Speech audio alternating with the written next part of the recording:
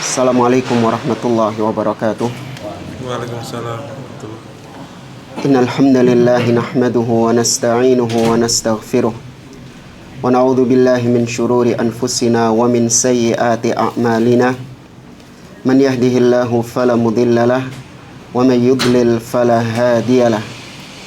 Wa asyhadu an la ilaha illallah wahdahu la syarikalah wa asyhadu anna Muhammadan abduhu wa rasuluh. Ya ayyuhalladzina amanu taqullaha haqqa tuqatih wa la tamutunna illa wa antum muslimun.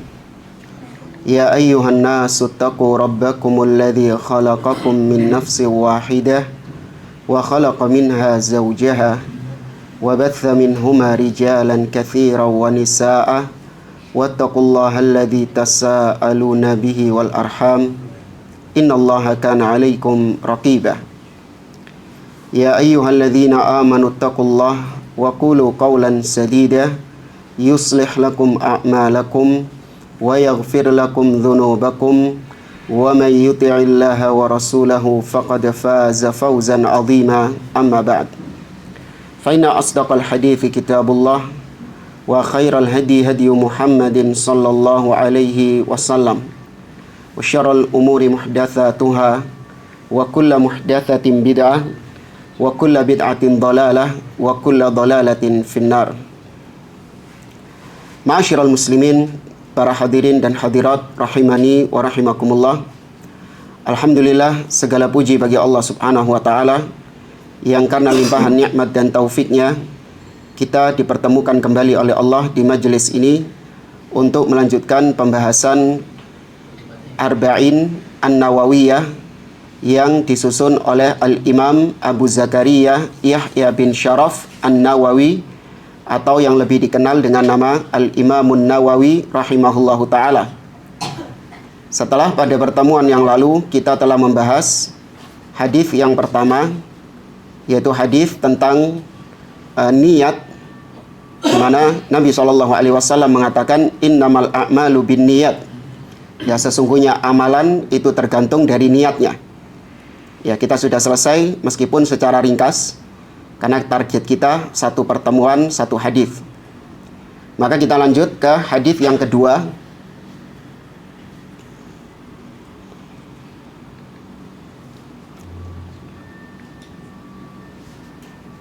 Tapi kita lanjutkan hadis yang kedua. Kita baca di sini hadis dari Umar ibn Khattab radhiyallahu taala anhu.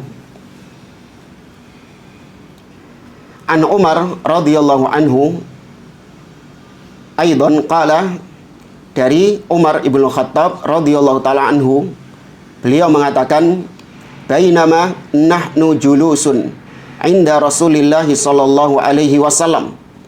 Pada suatu ketika kita para sahabat sedang duduk-duduk bersama Rasulullah sallallahu alaihi wasallam.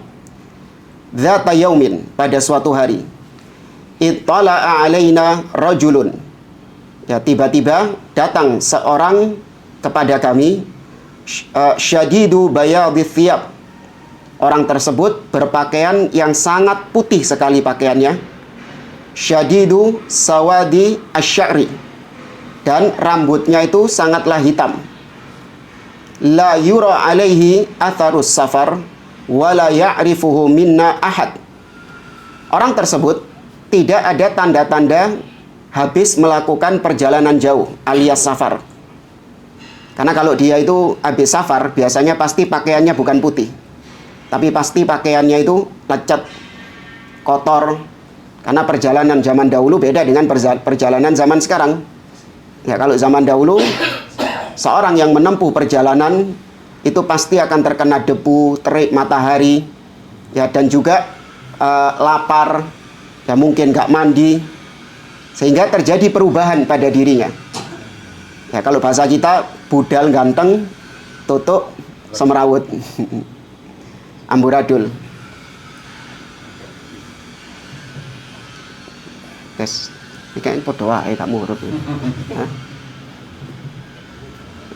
Tes, cek satu. Tes, sama wae. Hah? Ya, penting denger kan? Iya.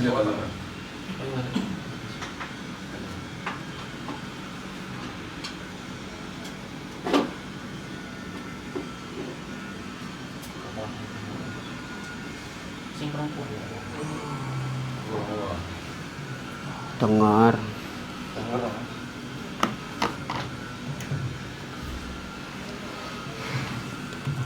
Tes cek. Nah, ini baru berubah. Ini baru ada perubahan ini. Baik, kita lanjutkan. Kata beliau, kata Umar bin Khattab, tidak ada tanda-tanda safar karena pakaiannya putih bersih dan rambutnya hitam rapi. Ya, berarti dia bukan musafir, tapi dia mukim. Ya, penduduk sekitar. Tapi anehnya kata Umar, wala ya'rifuhu minna ahad. Kita ini para sahabat tidak ada yang mengenali dia ini siapa. Padahal kalau dia ini penduduk sekitar, ya karena dulu Madinah nggak seperti sekarang, orangnya banyak. Ya dulu Madinah itu ya sedikit orangnya, sehingga satu dengan yang lain pasti kenal. Atau kalau nggak kenal minimal werurai lah, tahu mukanya. Oh fulan ini ya sering kelihatan. Tapi anehnya orang ini tidak ada di antara kita yang mengenalinya siapa dia. Bukan mukim, tapi kalau dibilang musafir juga nggak mungkin orang ini musafir dari luar. Hatta jalasa ilan Nabi sallallahu alaihi wasallam. Sampai akhirnya orang tersebut menghampiri Nabi sallallahu alaihi wasallam dan kemudian duduk di dekat Nabi. Fa asnada rukbataihi ila rukbataihi. Ya, kemudian dia menyandarkan lututnya kepada lututnya Nabi sallallahu alaihi wasallam wa wada'a kaffaihi ala fakhidhihi, dan dia meletakkan kedua tangannya di atas pahanya. Ya, jadi dia meletakkan lututnya, mendekatkan lututnya ke lutut Rasul sallallahu alaihi wasallam, artinya dia sangat dekat duduk dengan Rasulullah. Kemudian tangannya diletakkan di atas pahanya dia. Faqala waqala, kemudian tiba-tiba orang ini mengatakan, orang misterius ini, dia mengatakan, ya Muhammad, akhbirni anil Islam. Ya wahai Muhammad, beritakan kepadaku tentang Islam. Faqala Rasulullah sallallahu alaihi wasallam, maka kemudian Nabi sallallahu alaihi wasallam mengatakan, al-Islamu an tashhada an la ilaha illallah wa anna Muhammadan Rasulullah wa tuqimas shalah wa tu'tiyaz zakah wa tasuma Ramadan wa tahujjal baita in istata'ta ilaihi sabila. Ya, Islam itu adalah engkau bersaksi bahwa tidak ada sesembahan yang hak kecuali Allah, dan kau bersaksi bahwa Muhammad adalah utusan Allah. Setelah itu kau mengerjakan sholat, menunaikan zakat, berpuasa di bulan Ramadan, dan melaksanakan ibadah haji ke Baitullah apabila engkau mampu melakukan perjalanan ke sana. Qal, maka orang ini mengatakan, shadaqta. Kata si misterius ini, iya kau benar. Fa'ajibna lahu yas'aluhu wa yusaddiquhu. Maka kata Umar ibn Khattab, kita ini para sahabat takjub, heran dengan orang ini. Dia bertanya, dikasih jawaban, dia benarkan. Takon-takon dewe, terus ketika dijawab, dibenar-benarkan jawabannya. Shadaqna, iya kau betul. Aneh orang ini, kata Umar. Kemudian orang ini bertanya lagi, fa akhbirni anil iman. Beritakan kepadaku tentang iman. Nabi mengatakan, antu'mina billahi wa malaikatihi wa kutubihi wa rusulihi wal yaumil akhir wa tu'mina bil qadari khairihi wa syarri. Kau beriman kepada Allah, kepada malaikat, kepada kitab-kitabnya, rasul-rasulnya, kepada hari akhir, dan kau beriman kepada takdir yang baik dan yang buruk. Lagi-lagi dia mengatakan, shadaqta, kau betul. Dia mengatakan lagi, fa akhbirni anil ihsan. Kata orang misterius ini, wahai Muhammad, beritakan kepadaku, kabarkan kepadaku tentang ihsan. Apa itu ihsan? Nabi menjawab, anta'budallaha ka'annaka tarahu fa illam takun tarahu fa innahu yaraka. Yaitu kau beribadah kepada Allah, menyembah Allah seakan-akan engkau melihatnya. Namun apabila kau tidak melihatnya, maka yakini Allah melihatmu. Kemudian dia bertanya lagi, fa akhbirni anis sa'ah. Ya, kemudian dia bertanya lagi, kabarkan kepadaku wahai Muhammad tentang hari kiamat. Maka kata Nabi SAW, mal mas'ulu anha bi'a'lama minas sa'il. Yang bertanya, yang ditanya tidak lebih tahu daripada yang bertanya. Ya, artinya sama-sama tidak tahu tentang hari kiamat, kapan terjadinya. Orang ini tanya lagi, ya, fa'akhbirni an amaratiha. Kalau gitu kabarkan kepadaku tentang tanda-tanda hari kiamat tersebut. Maka Nabi menjawab, antalidal amatu rabbataha.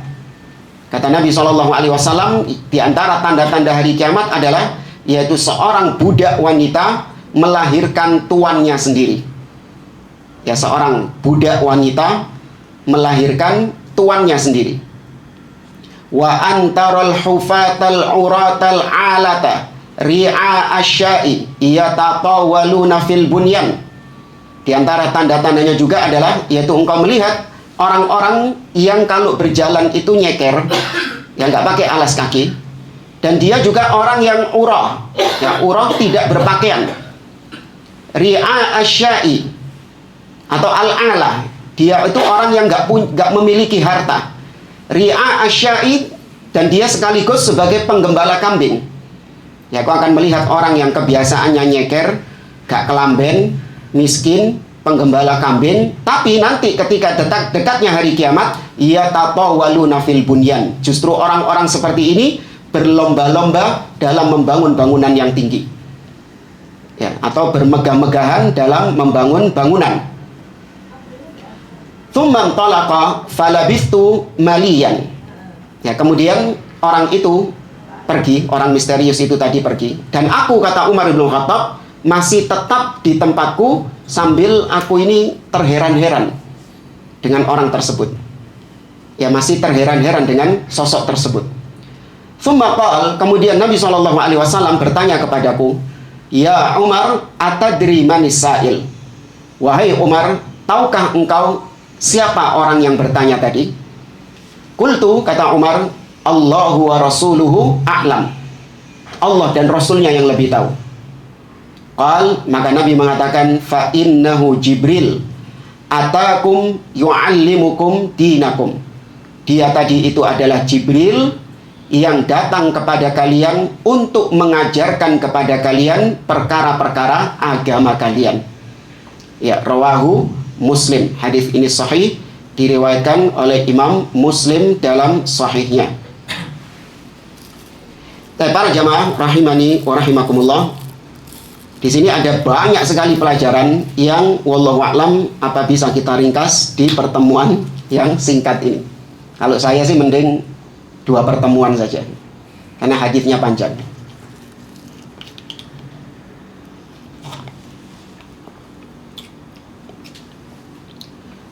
Di sini kita ambilkan dari syarah atau penjelasan oleh Syekh Muhammad bin Shalih Al-Utsaimin rahimahullahu ta'ala.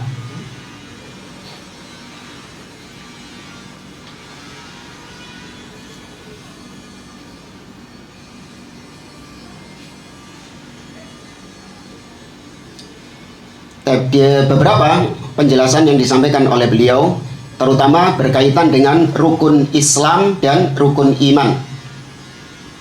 Ya, atau kalau kita mau dipreteli agak lengkap lagi, kita ambil dari bagian yang pertama, di mana kalau tadi kita lihat kisah yang disampaikan oleh Umar bin Khattab menunjukkan bahwasanya para sahabat itu sering berkumpul bersama Nabi SAW. Ini menunjukkan para sahabat adalah orang-orang yang semangat mendekati Nabi, semangat dalam rangka untuk mencari ilmu.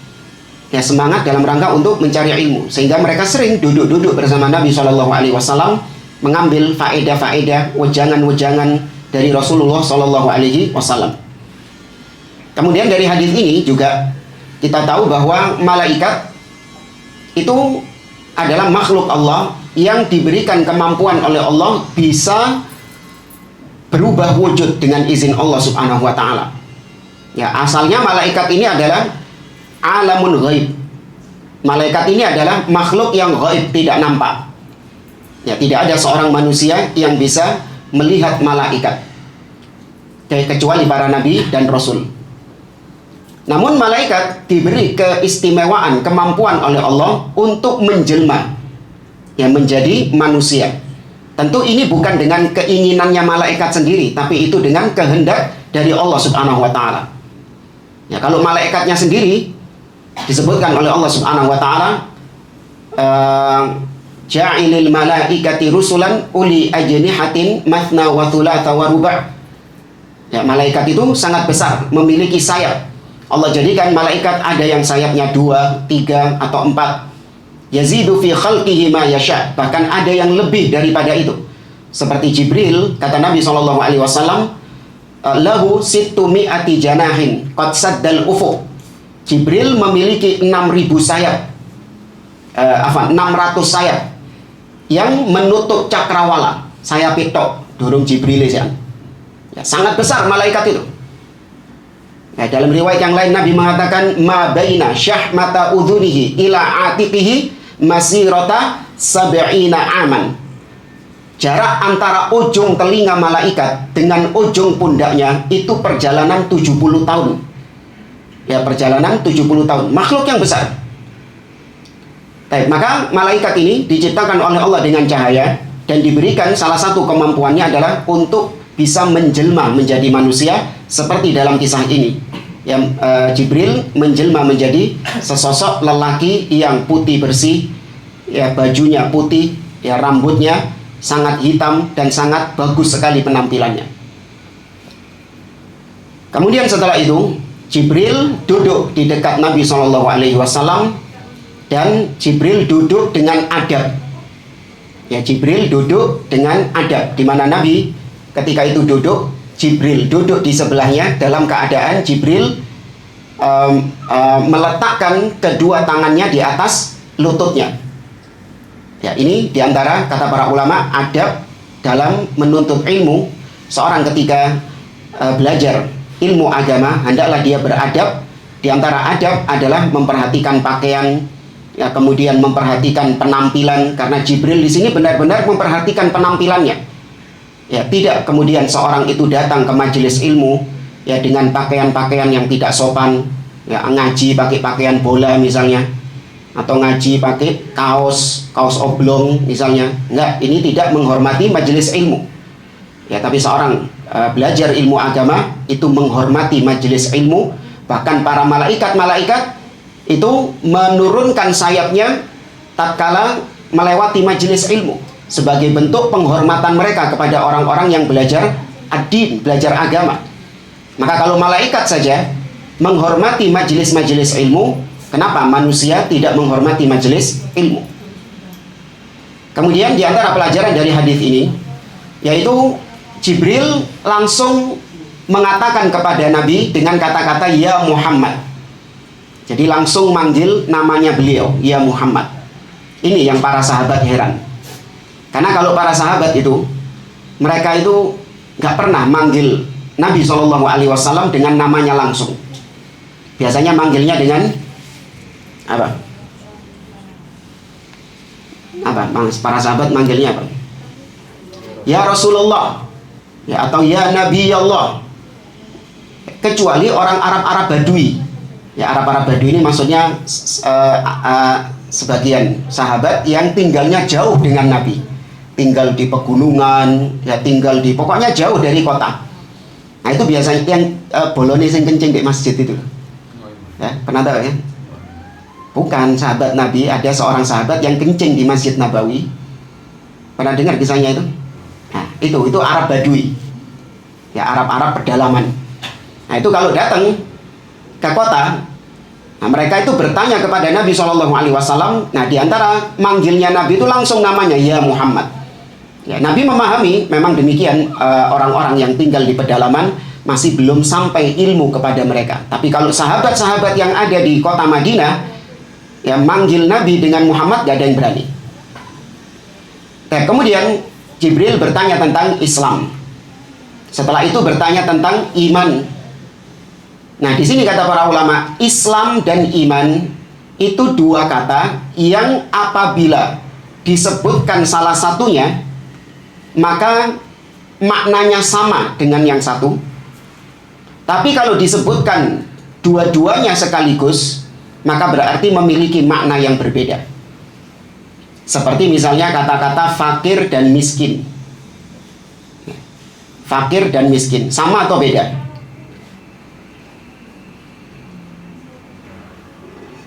Fakir sama miskin, fuqara wa masakin, sama atau beda? Bisa sama, bisa beda. Ketika saya cuma menyebutkan fuqara, ya, saya nggak menyebutkan masakin, enggak, saya cuma menyebutkan fuqara saja. Satu tok yang disebutkan, entah fuqara atau entah masakin. Maka berarti miskinnya ikut juga di situ. Sama, berarti fuqara dan masakin jadi satu di situ. Karena saya cuma menyebutkan satu. Tapi kalau saya sebutkan dua-duanya, ya, fuqara wal masakin, maka berarti fuqara punya makna yang berbeda dengan masakin. Fuqara itu mana yang lebih parah? Fuqara. Ya, fuqara itu tidak bisa memenuhi kebutuhan hidupnya. Ya, sedangkan masakin dia masih bisa memenuhi kebutuhan hidupnya meskipun tidak sempurna. Ya, meskipun tidak 100% tercover kebutuhan hidupnya itu. Tapi masih bisa dia memenuhi kebutuhan hidupnya, cuman kurang. Beda sama fakir. Ya, fakir hampir dia ini nggak bisa memenuhi kebutuhan hidupnya secara total. Baik. Maka Islam dan iman sama seperti tadi. Dalam kaidah bahasa disebut idza ijtama'a iftaraqa wa idza iftaraqa ijtama'a. Dua kata yang apabila bersatu disebutkan salah satunya, maka sama maknanya. Tapi kalau disebutkan dua-duanya, maka berpisah maknanya. Antum ini muslim atau mukmin?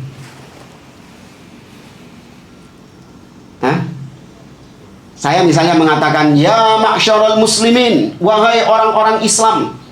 Apakah berarti bukan orang-orang mukmin? Sama, orang-orang mukmin juga. Ketika saya mengatakan, wahai orang-orang beriman, ya ma'syarul mukminin, wahai kaum mukminin, apakah berarti bukan muslim? Muslim juga. Tapi ketika dipisahkan muslimin dan mukminin, maka berarti maknanya beda antara muslim dengan mukmin. Ya, muslim berarti adalah orang yang mengerjakan amalan-amalan zahir. Sedangkan mukmin yaitu yang berkaitan dengan iman, berkaitan dengan akidah. Nah, makanya di sini Nabi menyebutkan muslim itu akhbirni anil Islam. Beliau menyebutkan 5 rukun Islam: syahadat, sholat, zakat, puasa, haji. Dan itu merupakan amalan zahir, amalan anggota badan. Sedangkan ketika ditanya tentang iman, Nabi menjawab dengan rukun iman, yang itu semuanya berkaitan dengan akidah, berkaitan dengan perkara keyakinan, iman kepada Allah, kepada malaikat, kitab, rasul, hari akhir, iman kepada takdir. Tapi dimulai dengan rukun Islam. Ya, insya Allah pelajaran rukun Islam ini hafal semuanya, kebacut kalau sampai nggak hafal rukun Islam, rukun iman.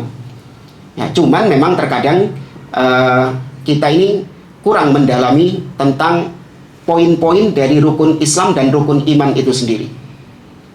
Rukun Islam dimulai dengan syahadah la ilaha illallah dan Muhammad Rasulullah.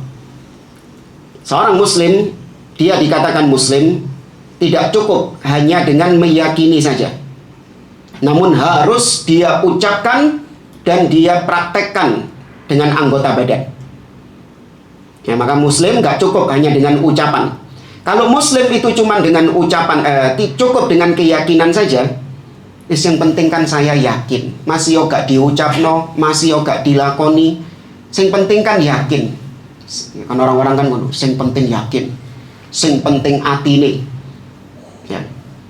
Muslimah, wanita-wanita ketika dinasehati untuk menutup aurat, apa jawaban mereka? Yang penting atine berjilbab.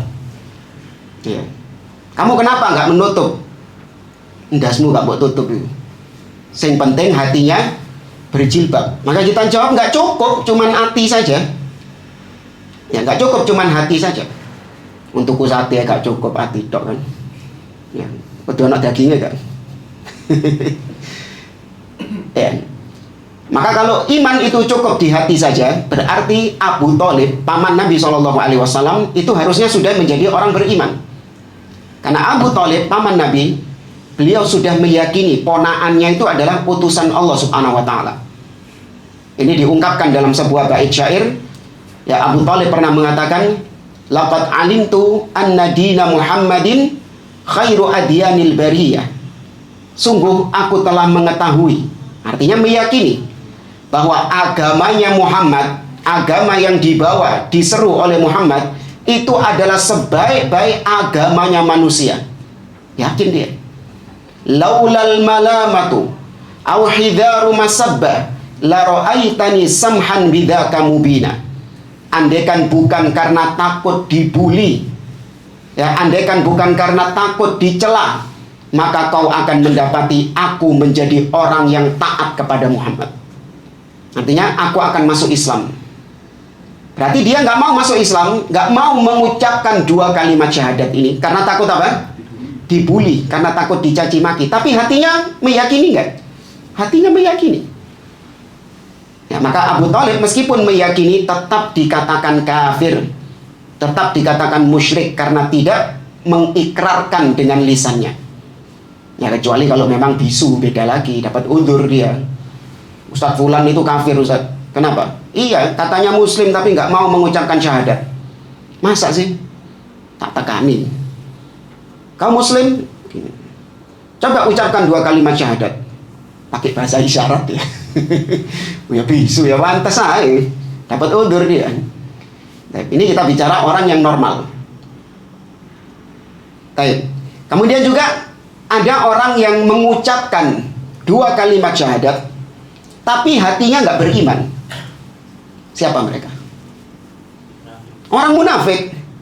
Ya, orang munafik mengucapkan 2 kalimat syahadat, namun keyakinannya tidak ada keimanan dalam dirinya, cuman lisan saja. Ini ya sama aja, samirawon.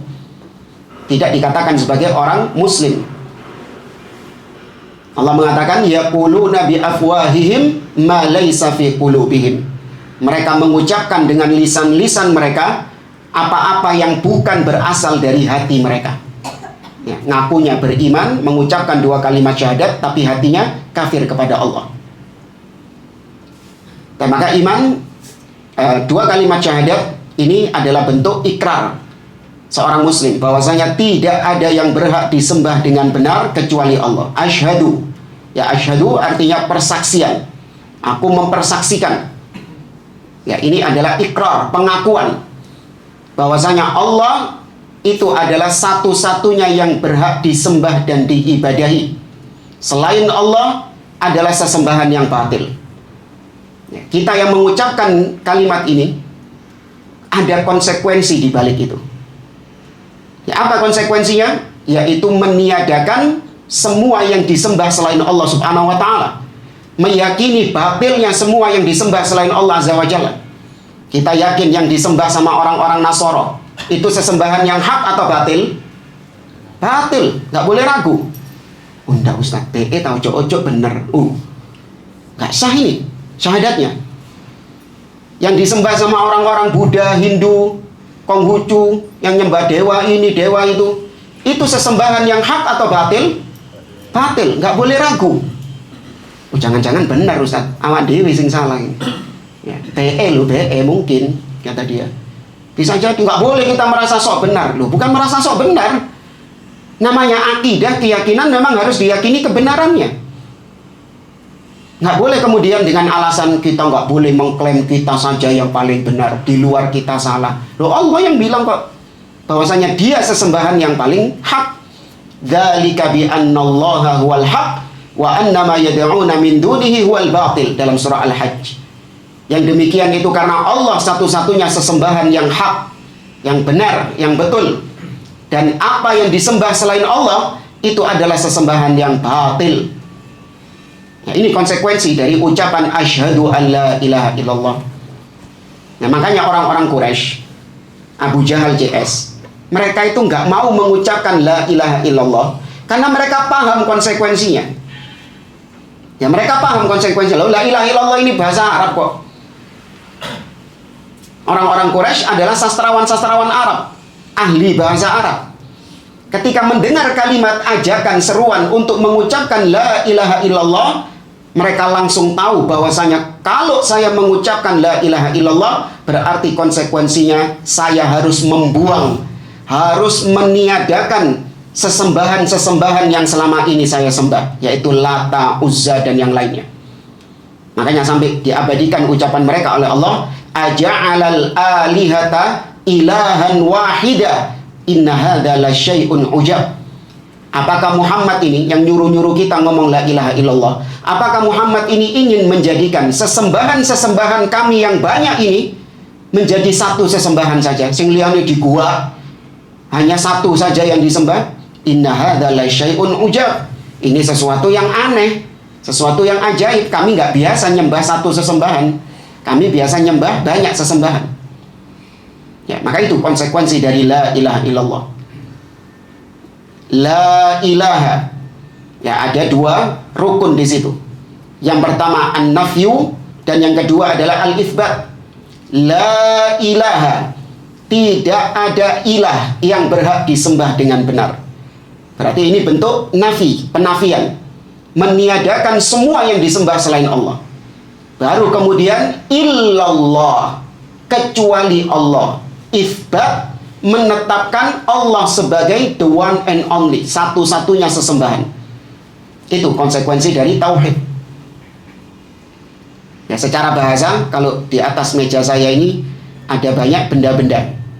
Ya, ada tab, ya, terus ada apa?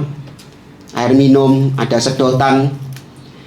Bagaimana caranya apabila saya ingin menjadikan tab ini sebagai satu-satunya benda yang ada di atas meja ini? Apa yang saya lakukan? Menyingkirkan benda-benda yang lain. Mengosongkan dulu, dikosongi dhisik, iki diguai kabeh. Setelah bersih, baru kemudian diletakkan satu-satunya benda tersebut. Itu namanya tauhid secara bahasa.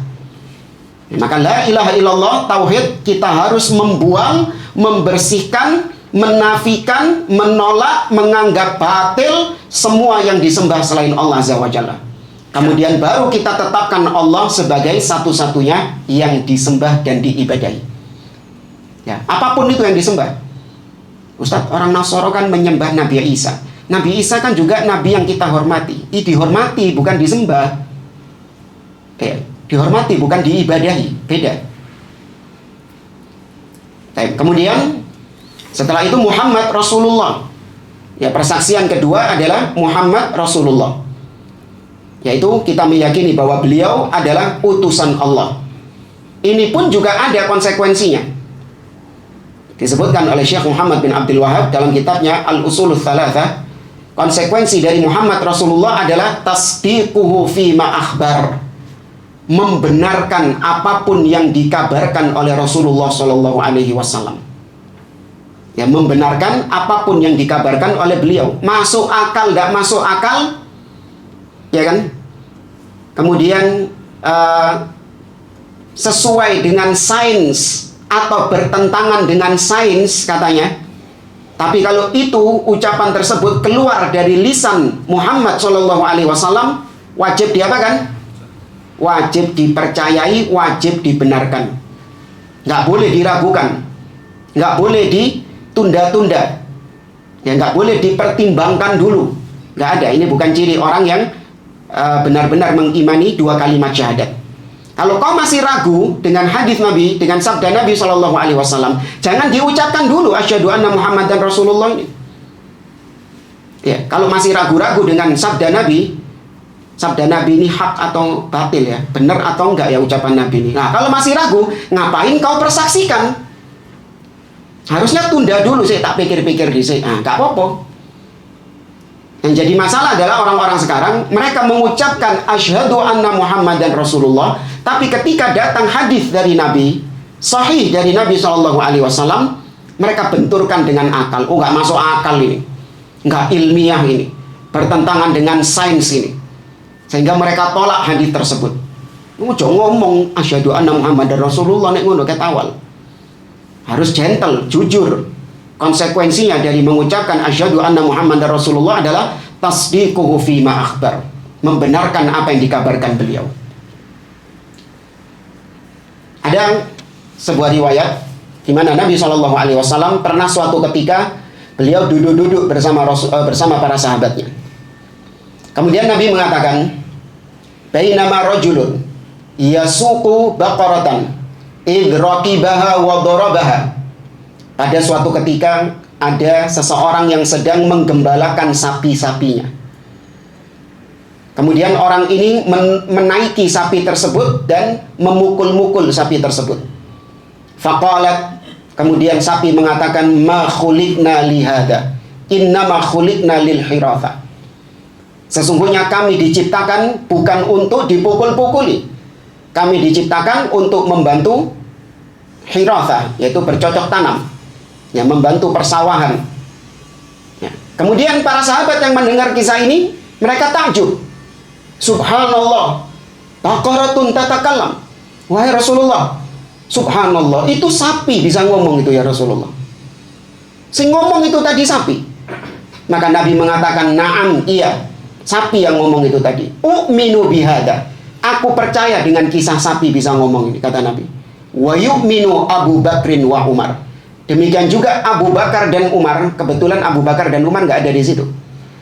Tapi seandainya mereka berdua ada dan mendengar kisah ini, mereka pasti juga percaya. Karena Abu Bakar mendapatkan gelar sebagai, apa artinya as-siddiq?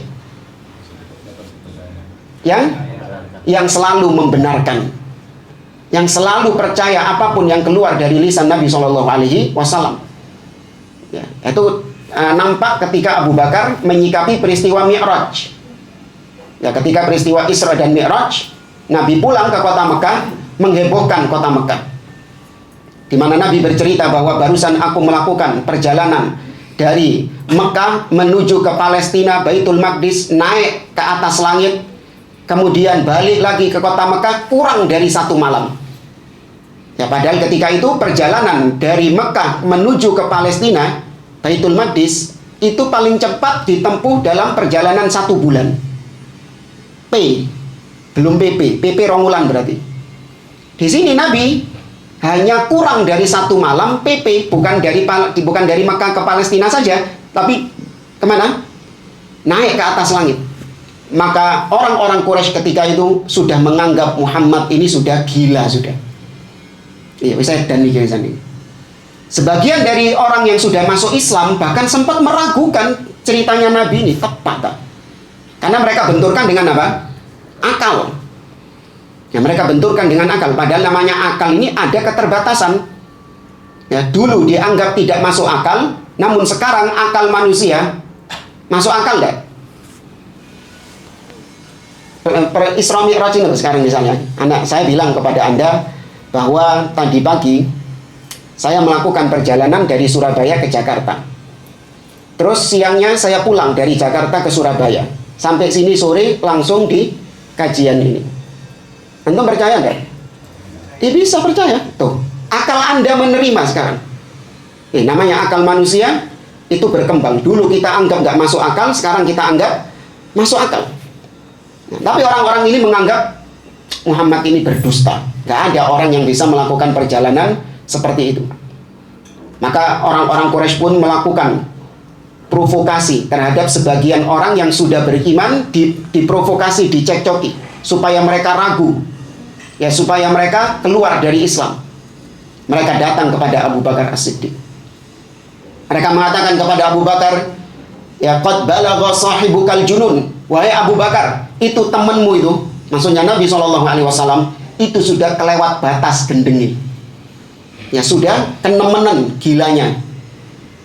Apa kata dia? Masa dia ngaku-ngaku melakukan perjalanan dari Mekah menuju Baitul Maqdis, PP cuman kurang dari 1 malam. Apa kata Abu Bakar? Berharap orang Quraisy Abu Bakar murtad. Namun justru Abu Bakar mengatakan, in kana kama qal fasadaqtu. Kalau memang betul itu cerita dari Nabi SAW yang menceritakannya, maka aku percaya. Nah, ini mungkin di pikirannya orang Quraisy, berarti podo gendengnya. Iya, podo edane iki wong loro.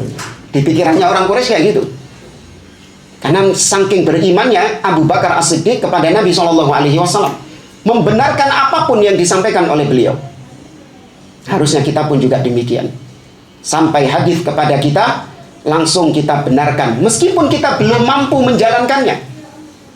Bedakan ya, antara belum mampu menjalankannya, tapi kita percaya dengan hadis itu, dengan orang yang menolak hadis tersebut meskipun dia menjalankannya.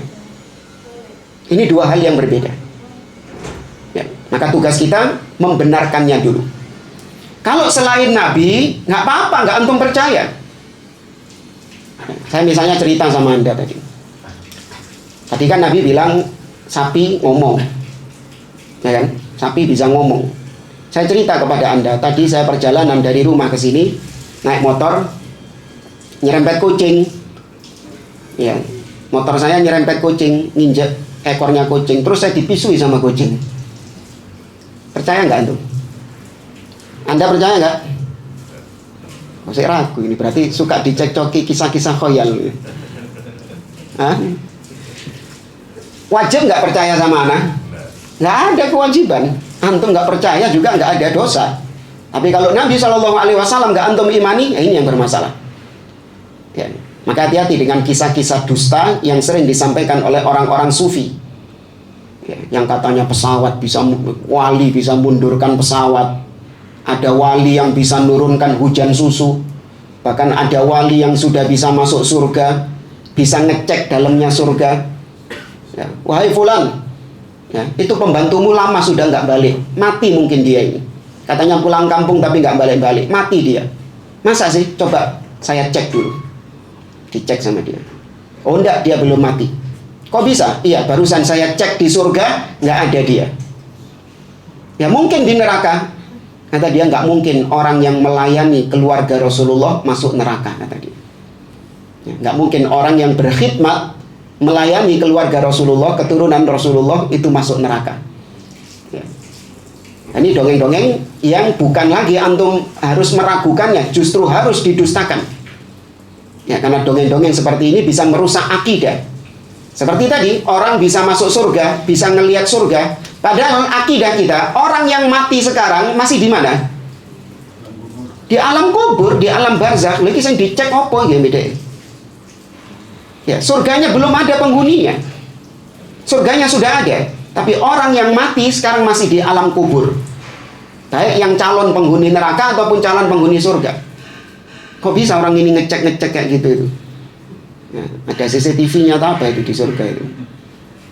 Ya, kemudian tadi ada yang sudah masuk surga. Ya, katanya kakinya kuning, baunya harum. Ditanya sama anaknya, "Bah, kok harum sekali baunya?" Ya, iya, barusan Allah mengizinkan aku masuk ke dalam surga. Lah kok metu maneh? Kan gitu kan? Kok balik maneh nang? Kok gak kerasan nang surga? Gak kerasan tadi surga kok balik lagi ke dunia. Ya, kakinya kuning katanya bukan dari surga, itu memang perlu diamputasi itu berarti. Iya, diabetes itu perlu diamputasi berarti. Ya, ini kisah-kisah orang-orang seperti ini harus didustakan. Dan kemudian yang kedua, konsekuensi kita dari asyhadu anna Muhammadan Rasulullah adalah ta'atuhu fima amar. Mentaati Nabi SAW atas apa yang beliau perintahkan. Ya, datang perintah dari Nabi, kerjakan sesuai dengan kemampuan kita. Kemudian yang ketiga, wajtinabu ma naha anhu wa zajar. Kebalikan dari yang kedua, yaitu kita menjauhkan diri dari apa-apa yang dilarang oleh Nabi SAW. Nah, kita jauhkan. Entah itu kesyirikan, kebid'ahan, atau kemaksiatan, kita jauhkan diri kita. Karena itu bentuk konsekuensi dari ucapan asyhadu anna Muhammadan Rasulullah.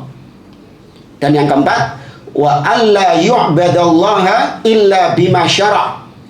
Yaitu kita tidak menyembah Allah kecuali dengan syariat yang telah diajarkan oleh Rasulullah SAW. Ya, itu konsekuensinya. Nggak boleh kita beribadah kepada Allah dengan syariat ngarang-ngarang sendiri. Oh, terserah saya dong Ustaz. Saya mau nyembah Allah dengan cara-cara gue. Ya, semau-mau gue. Loh, ini ada tuntunan Rasulullah. Iya, itu Rasulullah. Tapi saya punya jalan sendiri. Ya, kita punya jalan sendiri yang berbeda dengan jalannya Rasul. Itu yang disebut dengan tarekat yang banyak digandrungi oleh sebagian orang. Thariqah. Apa maksudnya thariqah? Yaitu jalan beribadah kepada Allah yang berbeda dengan Rasulullah SAW. Di mana wali-wali mereka itu diyakini bisa membuka jalan sendiri. Ya, iso buka jalan dewi. Padahal kita meyakini jalan menuju surga cuma satu. Jalannya sapa? Nabi SAW. Gak lewat jalan niki gak iso mlebu surga. Itu keyakinan kita. Ustaz tak buka jalan dewe, rotok ngene. Oh gak iso. Gak mlebu surga iku, mlebu ndi? Hah? Neraka. Ya, semua jalan para nabi, jalannya Nabi Musa, jalannya Nabi Isa, jalannya Nabi Ibrahim, jalannya Nabi Nuh sudah tertutup. Ya, ditutup sudah. Permanen. Gak bisa orang masuk surga lewat jalannya Nabi Ibrahim, syariatnya Nabi Ibrahim, Nabi Nuh, Nabi Musa, gak bisa. Tertutup. Hanya satu jalan yang tersisa, yaitu syariatnya siapa? Nabi Muhammad SAW. Nah, sebagian orang-orang yang diyakini sebagai wali itu katanya bisa membuka jalan sendiri yang berbeda dengan jalannya Rasulullah SAW. Ya, itu yang disebut dengan tarekat-tarekat itu tadi. Ya, tarekat Naqsyabandiyah, tarekat Syadziliyah, tarekat Syaitaniyah, macam-macam. Ya, nggak ada. Kita beribadah kepada Allah hanya dengan syariat tuntunan Nabi Muhammad SAW. Ada dalil dan itu dari Nabi, kita kerjakan. Adapun kalau itu bukan dari Nabi, tinggalkan. Ya, selesai. Allah itu diibadahi sesuai dengan apa yang diinginkan oleh Allah. Kalau seandainya manusia itu bisa ngarang-ngarang ibadah sendiri, buka jalan sendiri untuk beribadah kepada Allah, apa fungsinya Allah mengutus Nabi SAW? Tinggal Allah mengatakan kepada manusia, "Oh, buduni, sembahlah aku bima syi'tum, dengan apapun yang kalian inginkan." Wis sakarepmu wis nyembah aku model kaya apa wae, terserah kalian. Harusnya seperti itu. Namun Allah mengutus Nabi dengan tujuan supaya umat manusia menyembah Allah, beribadah kepada Allah dengan cara yang diinginkan oleh Allah Subhanahu wa taala, bukan yang diinginkan sama manusia. Nabi 23 tahun ngurui umat manusia cara beribadah, cara nyembah Allah Subhanahu wa taala sampai diusir dari Mekah, sampai berdarah-darah. Nabi ngurui sholat sampai naik ke atas mimbar. Ya, sampai belani Nabi naik ke atas mimbar mempertontonkan sholatnya kepada para sahabat dengan mengatakan, "Shollu kama ra'aitumuni usolli." Sholatlah kalian sebagaimana kalian melihat aku sholat. Supaya apa? Supaya manusia beribadah kepada Allah dengan satu cara. Lah kok sekarang wis pinter-pinter isok gawe cara-cara dewe. Sudah bisa bikin ibadah-ibadah sendiri. Ya, maka ini bertentangan dengan kalimat syahadat asyhadu anna Muhammadan Rasulullah. Dan kemudian di antara rukun Islam adalah mengerjakan sholat. Nah, mengerjakan sholat dengan dua kalimat syahadat. Dua rukun Islam ini yang paling krusial. Yang apabila ditinggalkan maka bisa menyebabkan pelakunya keluar dari Islam. Beda dengan puasa, zakat, sama haji. Ya, beda dengan puasa, zakat, sama haji. Kalau orang tidak menunaikan haji, tidak menunaikan zakat, padahal sudah wajib zakat tapi tidak ditunaikan zakatnya, atau tidak berpuasa di bulan Ramadan padahal dia bukan tergolong orang yang dapat udzur, maka ini dikategorikan dosa besar, tapi tidak sampai mengeluarkan dari Islam. Paham ya maksudnya ya? 3 syahadat yang terakhir ini, kata para ulama, sepakat para ulama, 3 syahadat yang terakhir ini apabila ditinggalkan oleh seseorang, maka dia terancam dengan dosa besar, namun tidak sampai mengeluarkannya dari Islam. Berbeda dengan syahadat dan sholat. Ya, meskipun sholat juga ada khilaf di antara para ulama.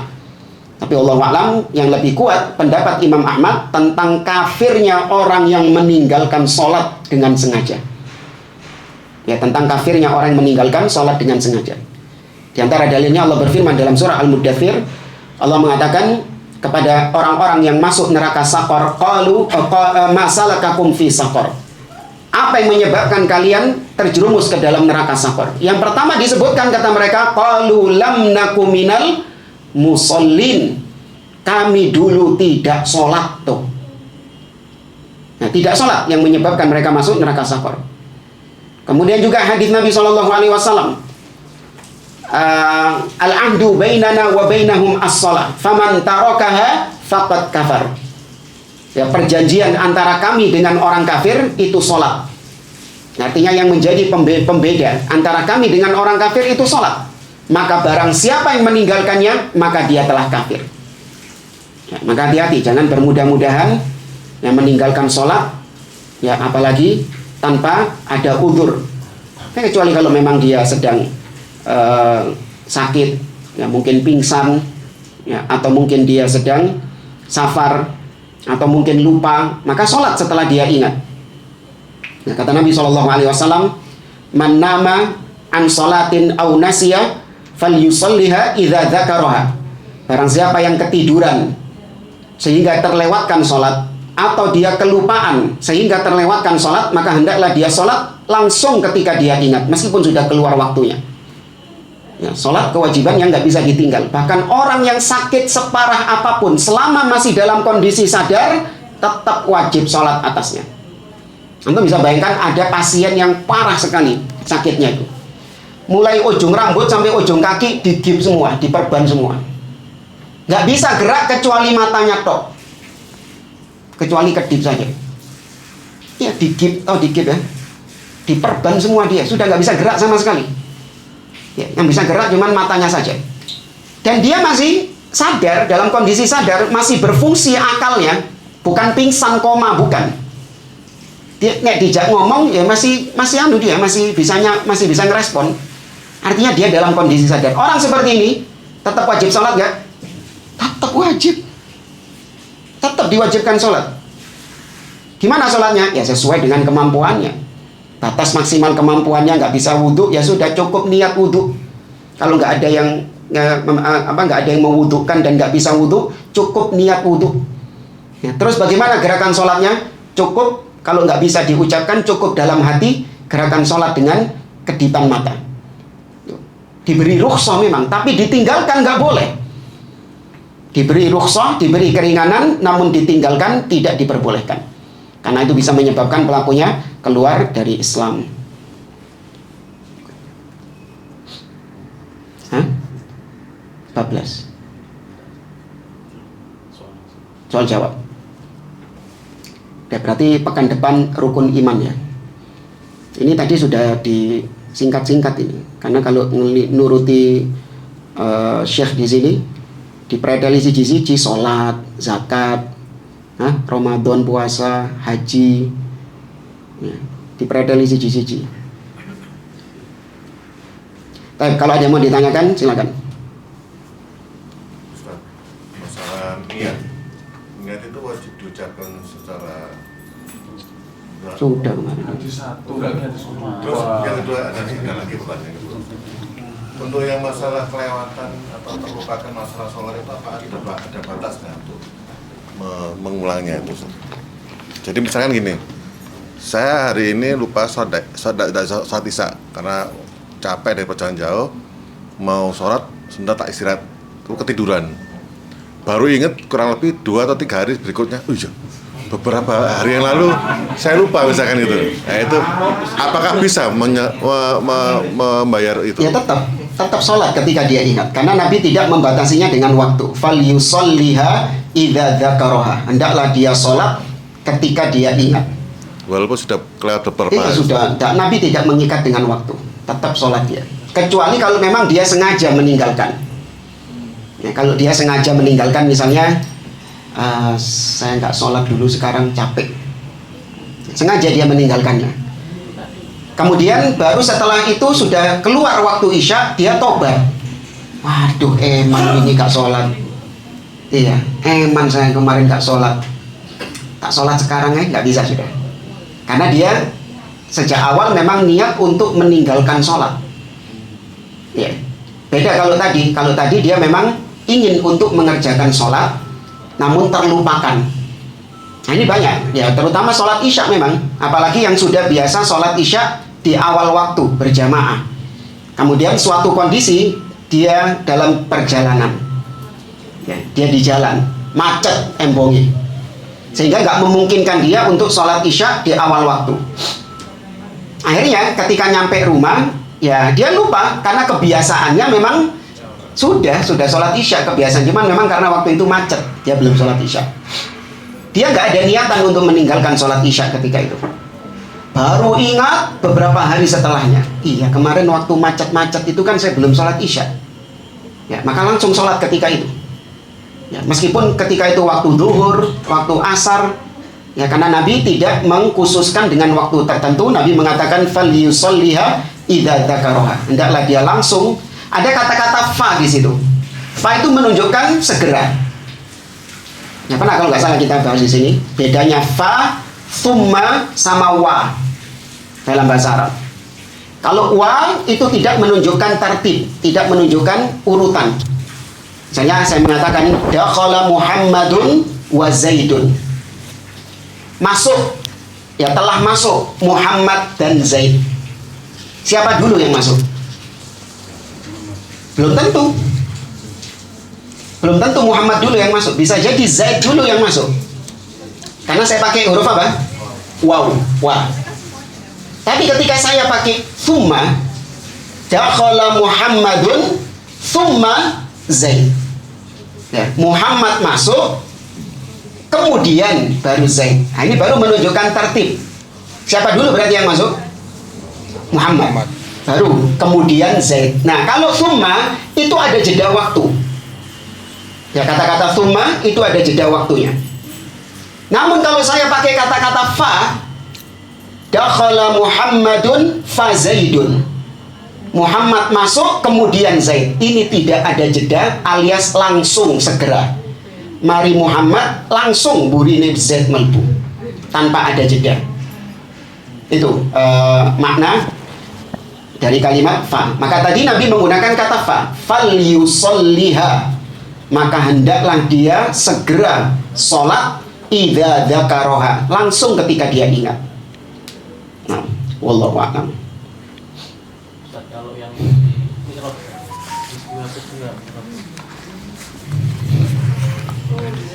itu kan Nabi melihat orang-orang yang disiksa dan masuk surga itu kan orang-orang kan masih di dalam alam kubur. Itu Nabi melihatnya dalam bentuk apa ya ketika Mi'raj? Nah, itu adalah gambaran yang diperlihatkan oleh Allah Subhanahu wa taala. Ya, bukan penghuni neraka yang sudah diadab di situ, tidak. Tapi itu gambaran. Nabi diperlihatkan. Ya, Nabi diperlihatkan. Nah, ini banyak di mana Nabi SAW ya diperlihatkan uridu alaiyal umam, ditampakkan kepadaku umat-umat. Kemudian kata Nabi, ra'aitun nabiyya wa ma'ahur rahtu, di mana aku melihat ada seorang nabi di padang mahsyar dikumpulkan bersama sekelompok dari umatnya. Wa ra'aitun nabiyya wa ma'ahu rajulun wa rajulan, dan aku melihat ada seorang nabi yang pengikutnya cuma 1 atau 2 orang. Wa ra'aitun nabiyya wa laisa ma'ahu ahad, dan aku melihat seorang nabi yang enggak punya pengikut sama sekali. Itu kejadian nanti di padang mahsyar, tapi Nabi sudah diberikan penglihatan, sudah ditampakkan oleh Nabi, vision. Ya, sudah ditampakkan oleh Allah Subhanahu wa taala apa yang terjadi di masa yang akan datang. Banyak ini. Ya, banyak. Kayak hadis tentang telaga. Ya kan? Sekelompok orang datang ke telaga kemudian diusir oleh Nabi. Kemudian Nabi mengatakan ummati, ummati. Ya, itu penglihatan. Ya, belum terjadi. Nah, wallahu a'lam.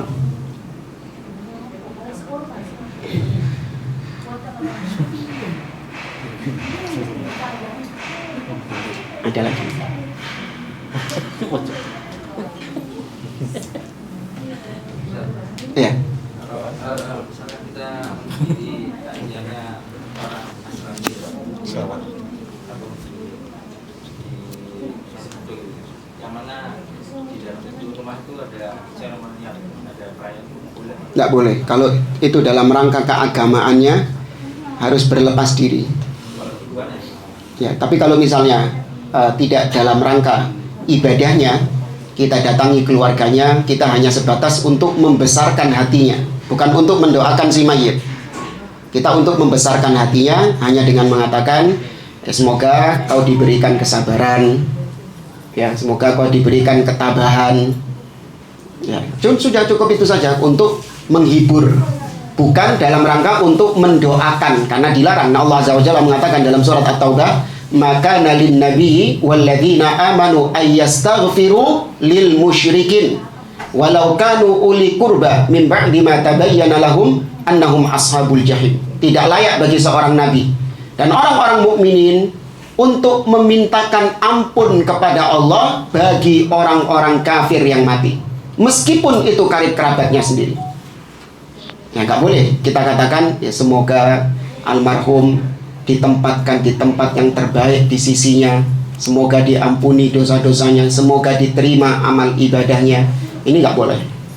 Ya, kita datang bertemu dengan keluarganya hanya sebatas untuk menggembirakan dia dan membesarkan hatinya saja. Cuman sebatas itu. Wallahu a'lam.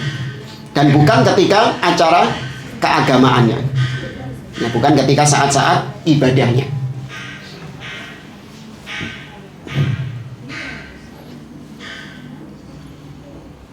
Dibilang almarhum enggak apa-apa. Apa itu? Almarhum. Bahasa Arab ma'rifat. Orang Oh iya, makanya tidak boleh. almarhum. Iya, tidak boleh mengatakan almarhum, semoga almarhum. Tapi kalau orang beriman, ya jenazah yang mukmin boleh dikatakan almarhum. Karena almarhum itu bukan dalam rangka untuk jazm, bukan untuk memastikan, namun dalam rangka untuk taroji, berharap. Sama seperti kalimat rahimahullah dengan fi'il madhi, dengan kata kerja lampau, yang kalau literal artinya yang telah dirahmati. Ya, ini bukan berarti memastikan dia telah dirahmati, bukan, tapi dalam rangka berharap semoga dia dirahmati. Ya, almarhum fulan, almarhum fulan. Ini khusus buat orang beriman. Tapi kalau di Indonesia kabeh pokoknya sing mati opo wae almarhum. Ya, ini nggak benar. Karena kita hanya mendoakan orang-orang yang mati di atas keimanan saja. Wallahu a'lam.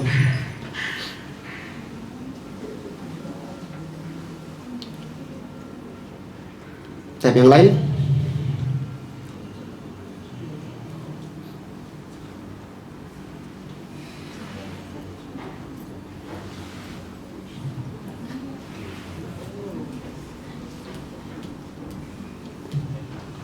Ini tadi mulai jam berapa sih? Hah? Jam 3. Terus biasanya berapa jam? 1 jam. Ya Pak, sudah. Ini ibu-ibu kok koyok ono pengajian dhewe. Ada ustadzahnya situ. Nah, ustadzah siapa di sana itu? Kok kayaknya seru pengajiannya itu. Dan jamaah, saya kira ini yang bisa kita sampaikan. Insyaallah kita lanjutkan di pertemuan yang akan datang. Wallahu a'lam. Subhanakallahumma wa bihamdik, asyhadu an la ilaha illa anta, astaghfiruka wa atubu ilaik. Assalamualaikum warahmatullahi wabarakatuh.